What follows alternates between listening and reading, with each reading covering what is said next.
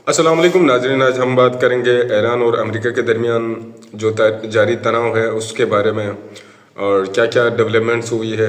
अब तीसरे राउंड के टॉक शुरू हो गए हैं स्विट्ज़रलैंड के शहर जनेवा के अंदर, तो उसके क्या आउटकम निकले हैं और इसमें क्या पेशरफ्त हुई है। उसके साथ साथ हम ये भी जानना चाहेंगे क्योंकि एक तरफ से जो है ना मिलिट्री इक्विपमेंट्स की डिप्लॉयमेंट भी तो हो रही है, साथ साथ में अमेरिका की तरफ से और ईरान की तरफ से नए नए मिसाइल्स टेस्ट हो रहे हैं। तो इन सब के बारे में बात करेंगे। सबसे पहले आप सबसे रिक्वेस्ट है कि प्लीज़ हमारा यूट्यूब चैनल नया है तो इसको आपकी सपोर्ट की ज़रूरत है, तो काइंडली हमारे यूट्यूब चैनल को सब्सक्राइब कीजिएगा और लाइक कीजिएगा और बेल आइकन को प्रेस करना नहीं भूलिएगा। तो दोस्तों, कल जो टॉक हो गए थे अमेरिका और ईरान के दरमियान जेनेवा के अंदर, उसमें ओमान के वज़ीर ख़ारजा ने एज अ मीडिएटर का काम किया और ये टॉक्स भी जो है ना इनडायरेक्ट ही हुए हैं, फिर भी कोई डायरेक्ट टॉक की कोई मतलब आगे भी कोई चांस नज़र नहीं आ रही है। और ये वाले जो टॉक्स हैं ये भी ऑलमोस्ट यूँ समझ लें कि ये जो है ना बेनतीजा साबित हुए हैं। इसमें 5-6 घंटे की मीटिंग के बाद भी कोई जो है ना मुशतरका एलामिया ईरान और अमेरिका नहीं दे सके हैं। सो इससे ये इंडिकेट कर रहा है कि शायद अब दोनों जो पार्टीज़ हैं किसी एक भी मुद्दे पर जो है ना इत्तेफाक नहीं कर रही है।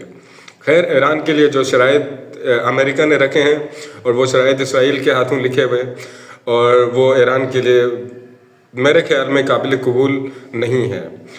लेकिन फिर भी एनीवे शायद सदर डोनाल्ड ट्रम्प ईरान को जो है ना एक जस्ट दुनिया को दिखाने के लिए कि एक चांस देना चाह रहा है कि हम डिप्लोमेसी चाह रहे थे और ईरान ने हमारे शराइत को कबूल नहीं किया। हालांकि पूरी दुनिया विटनेस है कि ये जो लास्ट जो 12 डे वार थी उसके अंदर भी उन्होंने डिप्लोमेसी का झांसा दे दिया और अपनी तैयारियां मुकम्मल करने के बाद जो दोबारा जो मुज़ाकरात होने थे, मुज़ाकरात के चंद घंटे पहले ही इसराइल ने ईरान पर एक शदीद हमला किया और जिसके नतीजे में ईरान की जो टॉप मिलिट्री थी उसको ख़त्म किया गया और जो मिलिट्री इंफ्रास्ट्रक्चर था उसको भी बुरी तरीके से जो है ना बर्बाद किया था। लेकिन खैर ईरान ने उसका बहुत अच्छा रिस्पॉन्स दे दिया और फ्रॉम अनकंडीशनल सरेंडर से अनकंडीशनल सीज फायर करने पे अमेरिका और इसराइल को मजबूर किया। तो अब हम बात करेंगे है कि क्या क्या मिडिल ईस्ट के अंदर नए डेवलपमेंट्स हुई है। तो जैसे अब्राहम लिंकन जो वॉरशिप कैरियर ग्रुप था, अमेरिका ने पहले ही टेनेसी से जो है ना लाके पर्शियन गल्फ के अंदर डिप्लॉय किया था। अब उन्होंने एक नया तैयारा जो है ना तैयारा बर्दार जहाज़ जेरार्ड फोर्ड को भी उन्होंने मिडिल ईस्ट की तरफ रवाना किया है। होपफुली वो भी 2-3 दिन के अंदर जो है ना मिडिल ईस्ट के अंदर पहुंच जाएगा, पर्शियन गल्फ के अंदर पहुंच जाएगा। तो ये जो नई डेवलपमेंट्स है ये अमेरिका की तरफ से की गई है और उसके साथ साथ ईरान ने भी जो है ना अपने जो ड्रिल्स हैं वो स्ट्रेट ऑफ हार्मुज़ के अंदर उन्होंने शुरू किया हुआ है और वो लाइव फायर कर रहे हैं वहाँ पर और पूरे तरीके से जो है ना स्ट्रेट ऑफ हार्मुज़ को ईरानी कमांडोज और नेवी ने उसको घेर के रखा है, ऑलमोस्ट चौक किया हुआ है। पूरी वर्ल्ड की जो ट्रेड है उनके लिए बंद किया हुआ है और अमेरिका के लिए ये जो मुज़ाकरात होने से पहले ये स्ट्रेट ऑफ हार्मुज़ को बंद करना एक खुला चैलेंज है, यानी कि ईरान जो है ना किसी भी सूरत में अमेरिका के दबाव में नहीं आने वाला है। डजेंट मैटर कि वो कितनी मिलिट्री डिप्लॉयमेंट वहाँ पे करता है। और तीसरी जो बात है वो इसराइल अपने तौर से काफ़ी बेचैन नज़र आ रहा है और उसने भी ईरान को धमकी दिया अगर ईरान हम पर अटैक करता है तो हम जो है ना एक अनप्रेसिडेंटेड फोर्स से ईरान पर अटैक करेंगे, रिटालिएट करेंगे। खैर वो रिटालिएट क्या करेगा, वो एग्रेसर है तो वो किसी न किसी तरीके से अमेरिका को फ्रंट पे और खुद जो है ना बैकफुट साइड से जो है ना ईरान पे अटैक करना चाह रहा है। और ये सारी जो सिनारियो जो वोलेटाइल बना हुआ पूरा मिडिल ईस्ट ये सिर्फ और सिर्फ इसराइल की वजह से है। पहले इसको ईरान के न्यूक्लियर उससे जो है ना प्रॉब्लम थी, एम्बिशन से, अब उसको मिसाइल प्रोग्राम से भी प्रॉब्लम है और उसके बाद प्रॉक्सीज तो उसको वैसे भी नाक में उसमें दम करके रखा हुआ है। तो ये जो शराइत हैं ये इसराइल की तरफ से रखे गए हैं और इसी पर जंग होने वाली है।